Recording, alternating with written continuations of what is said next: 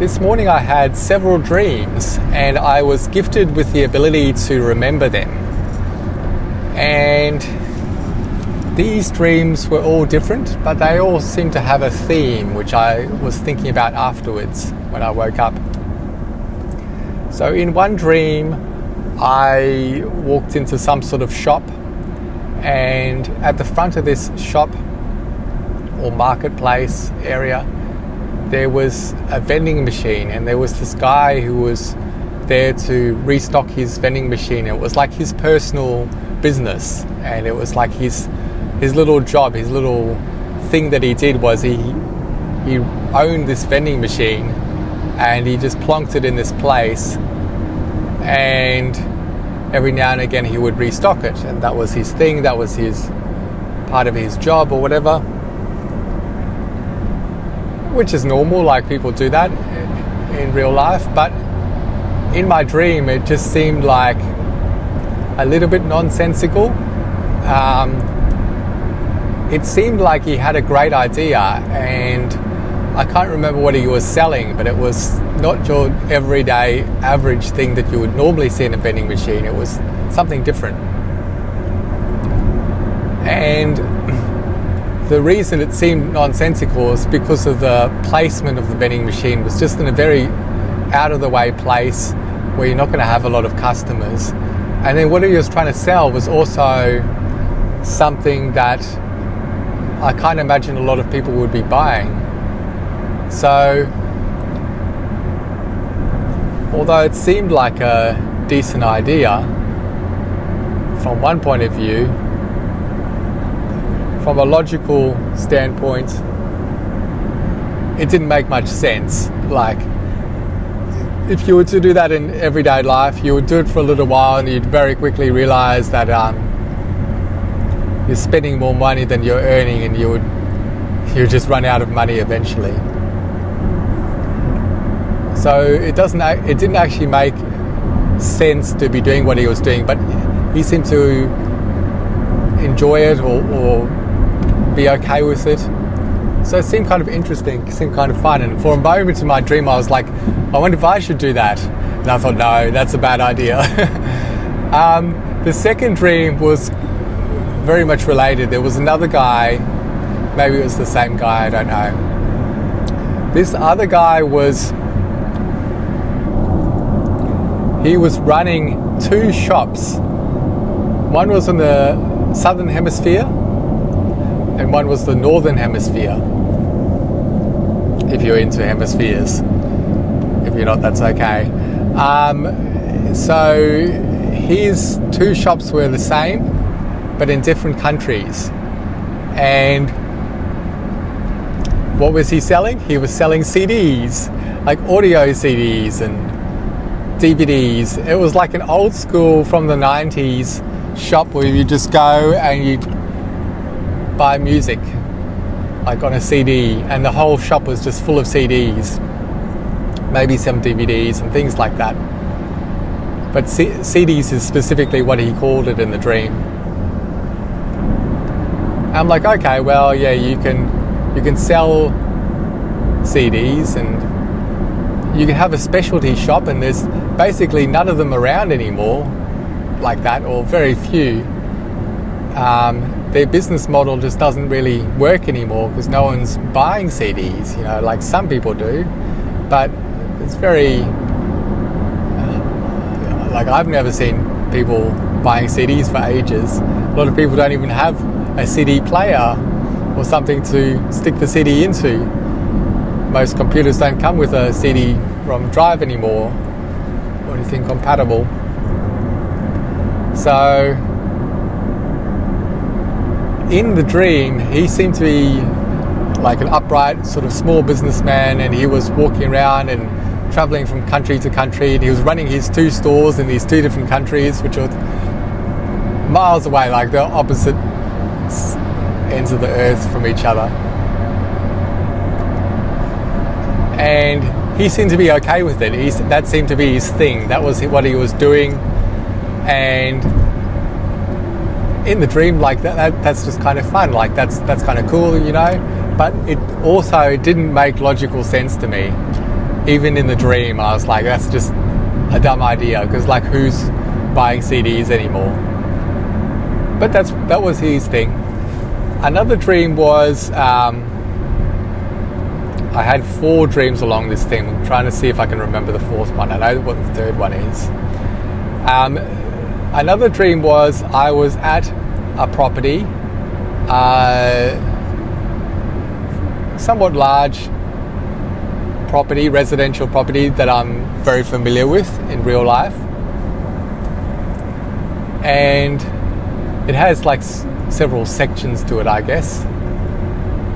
All of a sudden one day I'm at this property and there's all these cars parked like down below the embankments, like in this big empty area. I'm like, what are those cars parked there for? And then I'm walking around with some family members and we figure out that some guy has just let all these people park there.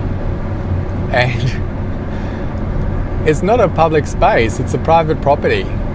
So we're like trying to find this guy, and then eventually we find the guy that's running it, and he's just set up a little stall there. He's just got like a little table and chairs, just like a market stall kind of thing. He's just sitting there out in the open, and he's waiting for people to pitch up, because he's told everyone about this parking spot where you can park and pay him $5 a day or $10 a day for parking, and he'll, look after your car. And it's a cheap parking spot, basically, like really cheap compared to everywhere else. But this residential property, although it was quite large and it was suitable for parking lots of cars, like it's private property, and the guy that owns it, he's not going to want you parking there. So we start telling him all this stuff, and then the guy that owns it did come along, and so we start just asking this guy questions first. You're like, so what are you doing? He's like, yeah, you can park here and pay for blah, blah, blah. And we're like, okay, blah, blah, blah, just asking him a bunch of questions. And then the owner of the property is just later today. It's like, look, this is private property. You can't park here, blah, blah, blah. And it was just dumb. Like, his idea was cool, and it made sense to him, and it was his fun thing that he did. That was just like in the dream, that was his experience, that was his life or his work or whatever. So that was his thing that he did. He was renting out parking for people on this property, not realizing that it was private property. He wasn't allowed to. And once he realized, and he's like, oh no, he had to figure out an alternate place to park all these cars. But it was like both a sort of a great idea, like a creative out the box idea. He's trying to come up with something that like other people in that area didn't have, and he was trying to, he's trying to run a small business. He was trying to like come out with a unique niche, or like filling a spot in the market where there was a demand, but there was nothing to. People had a need for parking, but there was not enough spaces. So he was making use of that and turning it into a business. But it was also a really dumb idea, because like he didn't think it through, and he didn't look into it properly, and he didn't really plan it. He just started getting all these people parking on his private property, which should be like super obvious that it's private property. It didn't look anything like public land at all. So that was a bit silly. So you can see there's a bit of a theme building up with these dreams. Now I'm just trying to remember what the 4th one is. There was the vending machine guy, there was the CD guy, there was the private property, and then there was my neighbour. So in this dream, now my neighbours that live next door, so there's 2 of them that live in this house. Suddenly now my house and their house was like in some other land, some other realm, where each of our properties were like huge, and it was just a completely different space, and yet somehow still in the dream we were side by side, we were neighbours in the same sequence, in the same order, if that made sense. If there wasn't really a street in the dream, but if there was, they're still on the same side of the property that they are now in real life. So they're over there, we're over here. And in the dream, my neighbours were moving out. They weren't selling their property. They were going to. They said, "Oh, the one lady's going to. She's just going to sell her car, buy a new car, buy a bigger car, and she's going to sleep in it. And then they're going to rent out the property to people and make some money from it." Yep. All right. That sounds okay. So it sounds kind of fun, and you're kind of. It just had a feeling to it. The feeling was like, oh, this is kind of like interesting or unique. Like this is kind of slightly out of the box. Just had that kind of like cool vibe to it. This interesting vibe. But again, it was sort of like good idea, bad idea. Like they hadn't thought it through. So in her mind, she was just going to sell her current car, which is pretty big already. Like you can't really get much bigger as far as cars go, as far as vehicles go. I don't know, in America you would call it like a truck or something. Probably the American ones are like the largest size. So she was probably going to sell her one and buy like the largest one, which was like the American like biggest one, and then like sleep in that and not have a home to live in. And then she was going to rent out her current home and make money from it. Every week she was going to make several $100s or something from who knows who. But then, like, what about the other person that was living there? They hadn't really thought about that. Like, where's that person going to go? So now that person's got to go find somewhere else to live, and that person's got to pay money for rent. So it's like you make money by letting someone rent your place, but then you have to spend money to go have that other person live somewhere else, and you have to spend money to buy this big vehicle. So it's like you're not actually winning at the end of the day. It's just like, but anyway, that was their idea. So it was like a good idea, not thought through idea. So again, that same theme. And I didn't think about that theme in the dream, but I was just having that feeling. So I guess perhaps something inside me, my consciousness or whatever, was going through this like thinking outside of the box in when I was sleeping or half asleep. It was thinking out of the box of like good ideas, great ideas, and they were bubbling up, transforming into dreams while I was sleeping.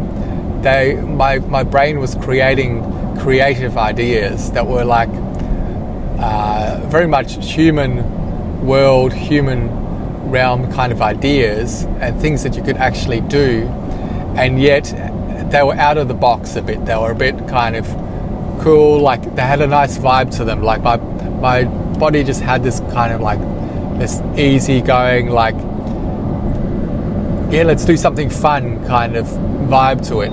And so all of the dreams were syncing up with that feeling. That energy was permeating into several dreams for them. And then, but at the same time, my logical mind was like switched on just enough in the dream that I could see the dumbness, like the lack of thought or the lack of I could just see in my dreams. I just knew that person was going to fail for one reason or another. Like it just didn't make sense. Like it was obvious. When you put 1 and 2 together, it makes 3. Like you just know that this and this is going to happen, and then blah, you're going to be losing money, you're going to be suffering at the end, or whatever.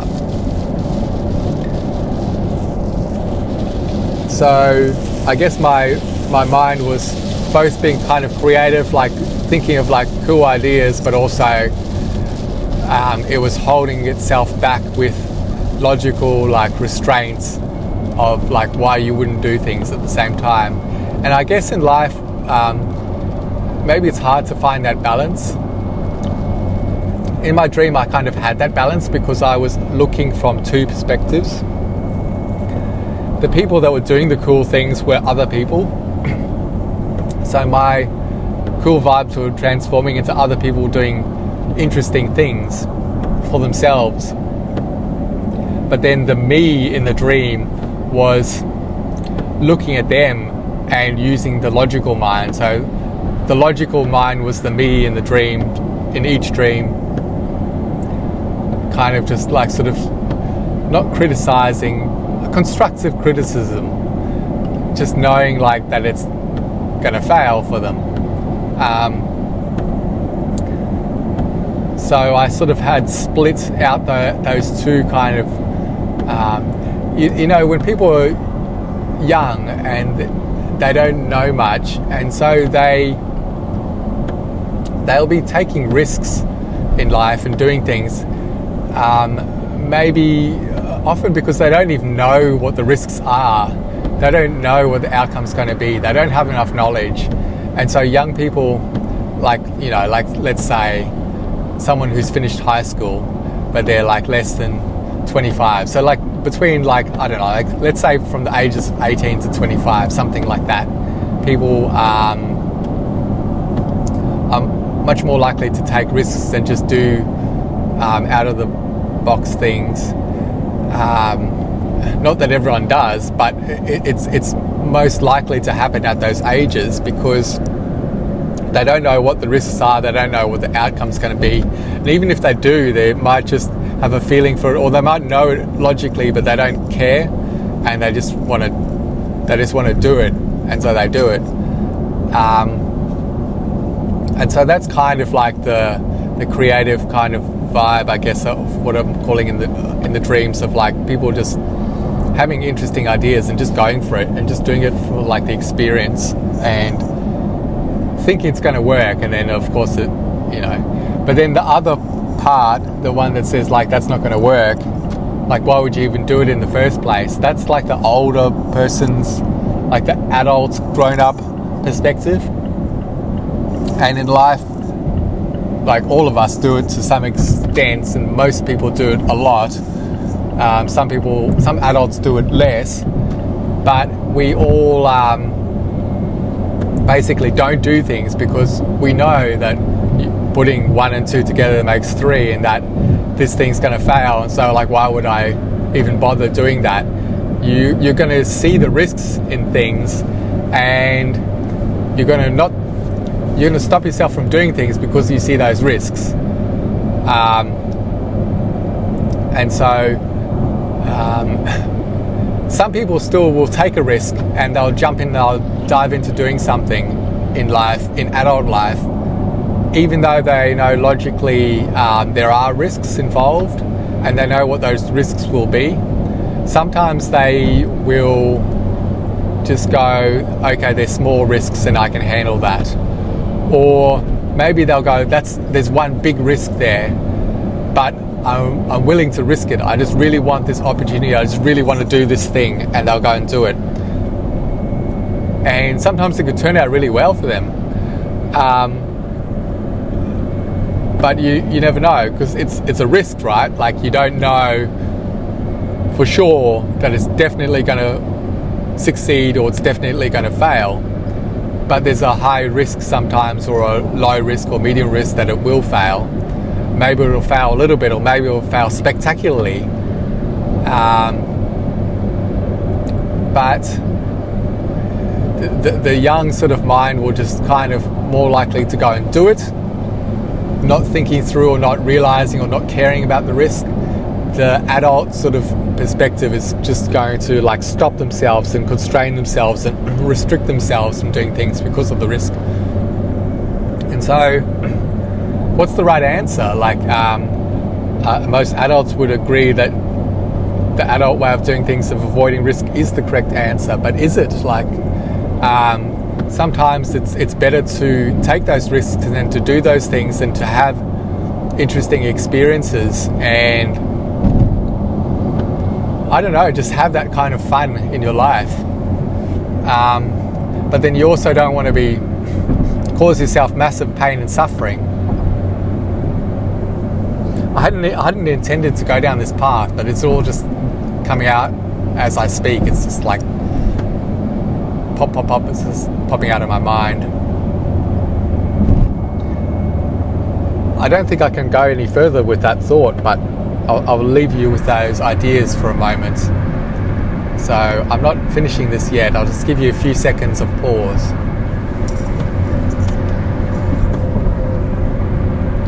A few seconds of pause sometimes can help your mind remember the ideas that I just raised, perhaps, of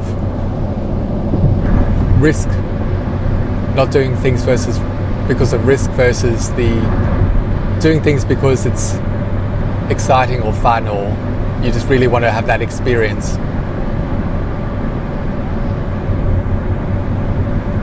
Sometimes a little pause can help things sink in and can help you have the time to reflect or think about it yourself.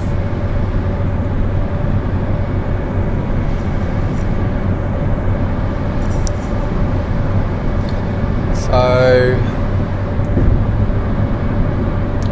I guess the place I was going to go with this conversation originally was that in these dreams that I had, the people were doing things, not really realizing the obvious problems that were going to besiege them in the future, but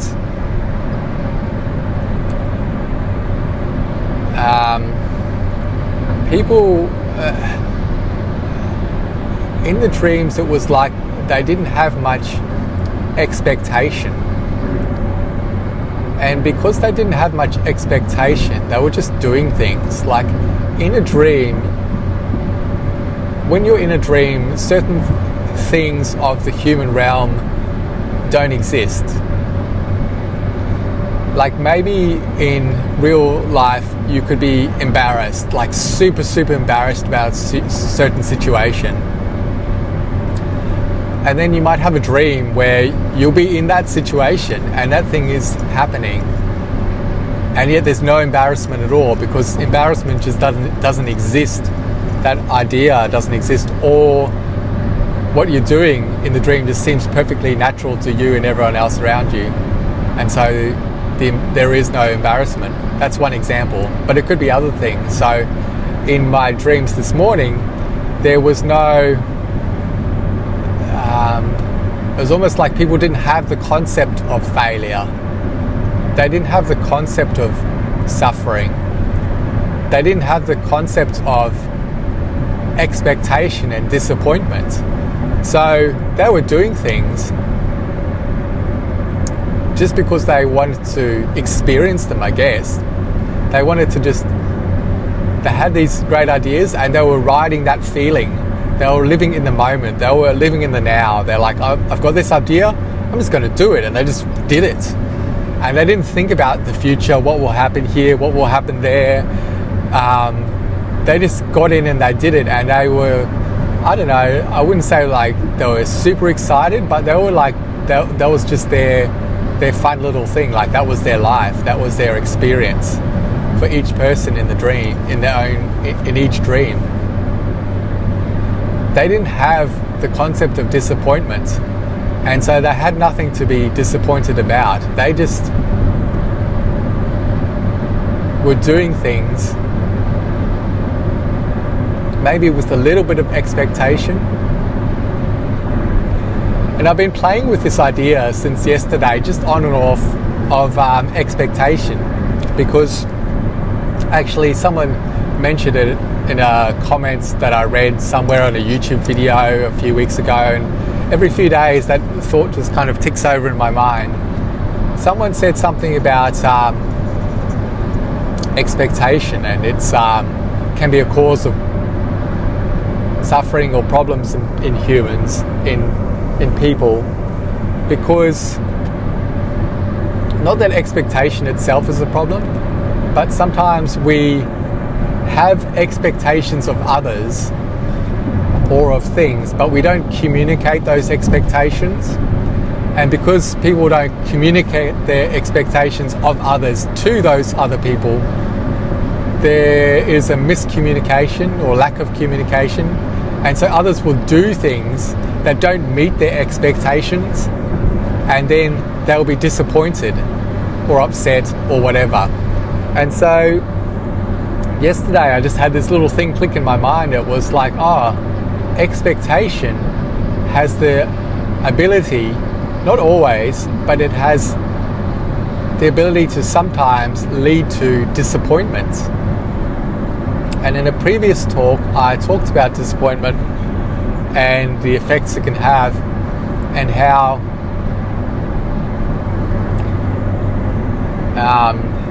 not so much avoiding disappointment, but just like overcoming disappointment, or just abandoning disappointments, just getting into situations where you don't have disappointments and don't have to run away from it, but don't have to go into it either. Just removing disappointment from your life can be like a really powerful thing, really helpful thing. But yesterday I was like, it was sort of occurred to me that maybe expectation is a source or the source. I don't know if there's other things that can lead to disappointment, but so far all I've thought of is that the only thing I've thought of that leads to disappointment is expectation. So the expectation is a high thing usually. Well, usually we are expecting good things. We have good ideas, maybe you have bad ideas, maybe you have bad expectations, and then it ends up being a good thing, and then you're happy.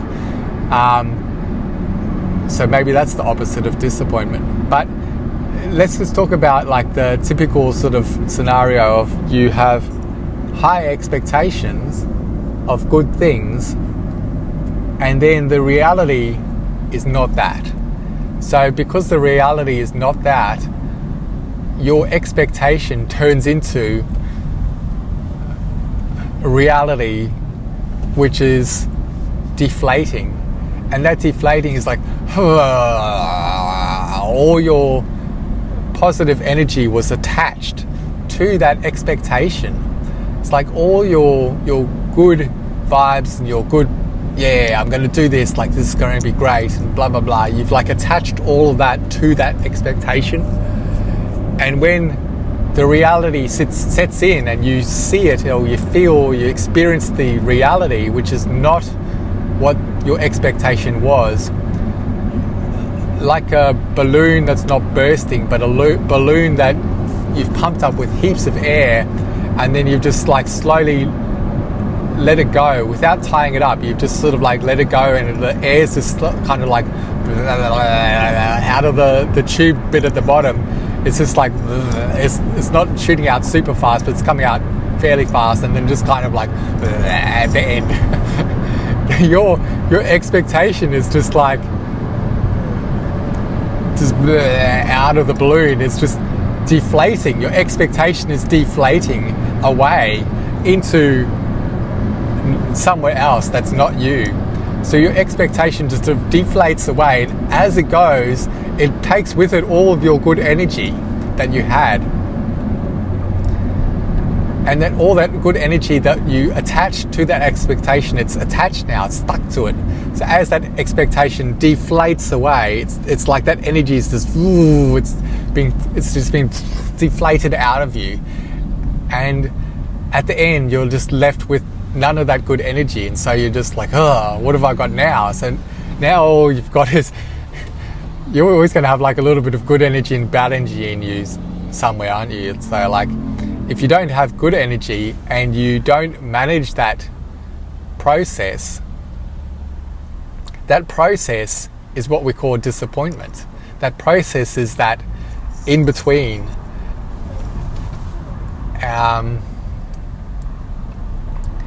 And perhaps a little bit of the aftershock, the after effects as well. The start is your neutral. Then the next point is you have the expectation. You attach all your good things to it.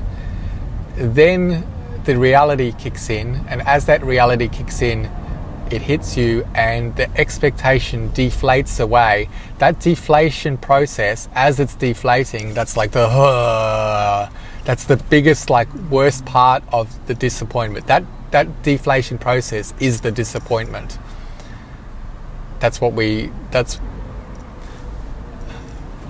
vocabulary for that process, I guess, is disappointment. But then also afterwards, you still have that kind of like vibe of having all your good energy stripped away. And so you just have like, what are you left with? You're just left with like a kind of feeling. Just propagating, just keeps going and going. And so that disappointment isn't really an energy. It's a process. It's a process, yeah. So it doesn't really, it has a start, but it doesn't really have like a clear end, because it's just kind of like you're just feeling that. I'm just thinking this through, so I'm just making stuff up as I go. So sorry if I'm talking slowly and repeating myself, but that disappointment, yeah, it's just like it can be fast, but it lingers. Like, it just kind of keeps holding on for a while. Like you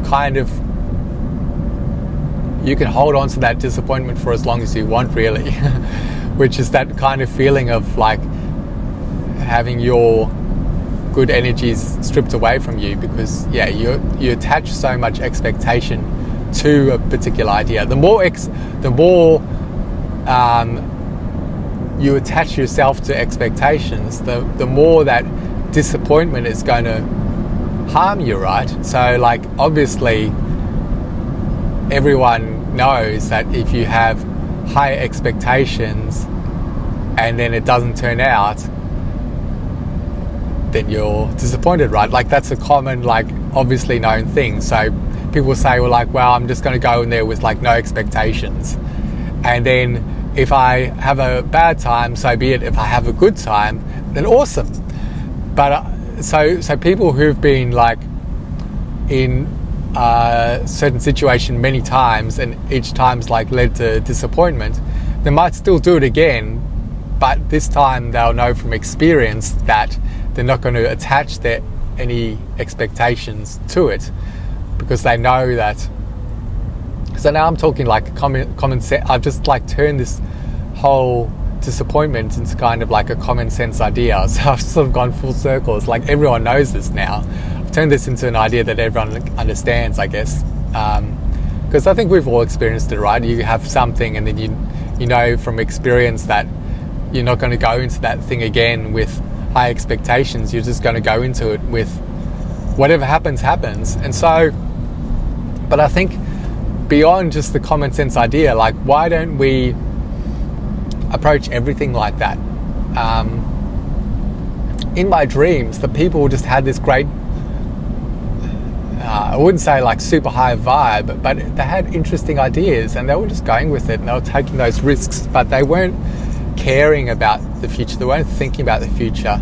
And I almost wonder in the dream, if each dream had lasted longer and I was able to see the outcome and see what actually happened, would those bad outcomes have even played out? Like, it was obvious that they would, but there's always a small chance that they might end up with a good outcome or something that I couldn't have foreseen.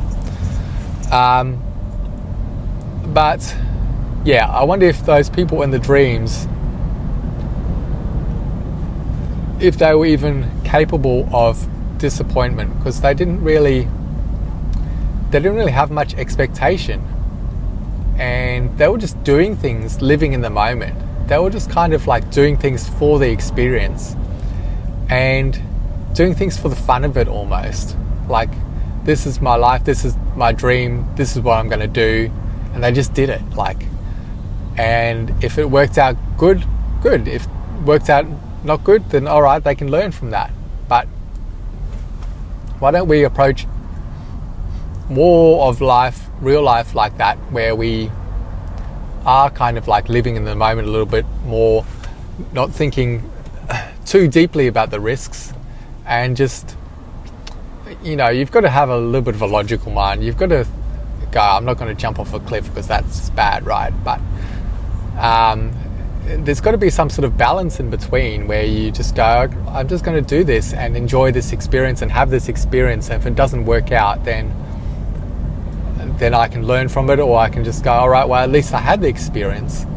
And maybe it was fun at the beginning, it wasn't fun at the end, but the balance of it was just something more interesting, a more interesting, deep life, a life that was more interesting, I guess, more experiential than if I hadn't done that thing. If I just sat there and just done my everyday job, my everyday life, day after day after day, and after 20 years I was still doing the same thing, then then you might look back and you might be disappointed that you didn't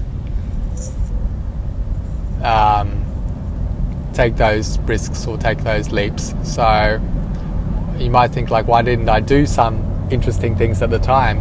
So it's never too late to start. Like, you've got whatever time you've got whatever space you've got. If you've got an opportunity and you want to do it, and you've got the ability, or you've got half the ability, just find a way to make it happen. If you want to do it, just do it. And if you really, really want to do it, you'll find a way to, you'll either rope other people in who can help out, or you find some sort of creative solution to turn your dream into reality. And there'll always be bumps along the road and pain points and difficulties, but it just makes life like an interesting journey, right? So we probably shouldn't stop ourselves from doing everything just because of the risks, but we also shouldn't just jump into everything, because some things are just guaranteed bad, right? So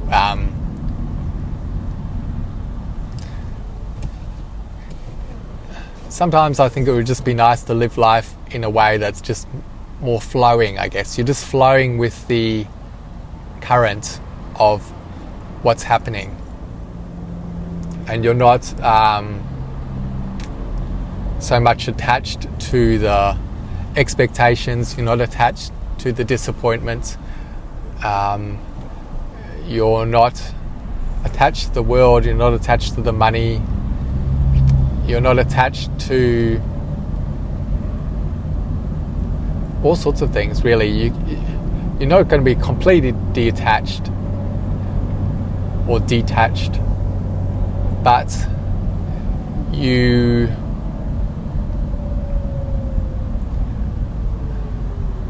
can flow, right? You don't have to be super solid in this world. You don't have to be like a brick amongst many other bricks sitting in a factory somewhere. Or you don't have to be a robot. That's probably a better word. You don't have to be a robot just robotically doing things. A robot made out of metal, very solid and very like, I move left, I move right, put my head up, put my head down. Like, you can flow. You don't have to be a gas either. You don't have to just like disappear into like the ether. You don't have to like disappear into like, disperse into space and become like an ethereal being. But you can flow like liquid. You can transform yourself to just like flow with nature, or flow with the world as it happens. Maybe flowing with the common theme is not necessarily a great idea, but you can flow along your own magical path where you make up things and you create your own stories and you turn those stories into something that is your life. And as new things come up, you can liquefy those things so that they're not quite solid, not quite air either. They're sort of like they flow with you. The whole world can be liquid. Liquid's the best word I can think of, but you can flow with everything, and everything that looks solid, you can flow with it. And some things will be super solid and you can't really fight with them, but you can flow around them. You can flow underneath them, over them, to the sides. Some person might come and try and hit you with some sort of laws or restrictions, right? Or like, oh, you can't go out and you're what's the word, quarantine now and blah blah blah. But there's always a way to like that's solid thinking, right? You can be liquid in those moments, and you can still have the ability to flow, maybe slowly, but at least you can still flow around, and you can find little ways to overcome things or undergo things or like go through things. There doesn't always have to be walls and barriers in the way. In our lives we can have a smooth journey, because liquid is smooth, isn't it? Like we think of smooth things as like a nice smooth piece of plastic, or a nice smooth clean car that you just rub your hands over and it's clean, so it's like almost smooth in a way. But those things are solid. But liquid is like by its nature, it's smooth because it's not rough. It's just like the ultimate smooth. Like if you touching water, it's smooth as can be, isn't it? Like, so you can have a smooth, like free-flowing life where you're not sort of like running into like a wall, or being constrained all the time. If you want to be solid, that's fine. You can be solid as well, or maybe you can be part of your life solid, part of your life liquid. In the morning you wake up and you get things done in a very orderly fashion and a very logical fashion, and then maybe in the evening or in the afternoon then you flow more freely, and your thoughts flow out, and your ideas and creativity flows out, and you live your life in like you can do whatever you want, really. You can make your life whatever you want it to be, to some extent. You don't have to be hardened. You don't have to be super solid if you don't want to be. You just have to recognize these principles. You just have to recognize these ideas and then just turn them into something. So I guess it's just a tool. I'm just giving you a tool for thinking about things, right? So I hadn't really planned to go to this extent and to this length of talking in my video, but it is what it is. It's just all flowing out of me, right, as I explore the ideas of my dreams. My dreams have just led me down all of these thoughts this morning, and all these thoughts are just flowing out nicely. So I don't know. Hopefully, what I've said is inspirational, or gives people ideas, or gives people tools, or maybe it's just interesting. I don't know. Maybe it's none of those. Maybe if you found it boring, I'm sure you wouldn't have listened until this point. But thank you for listening. I hope it is useful to you in some way. I hope it's useful to myself in some way in the future. I hope I listen to this again in the future. All right, that's it.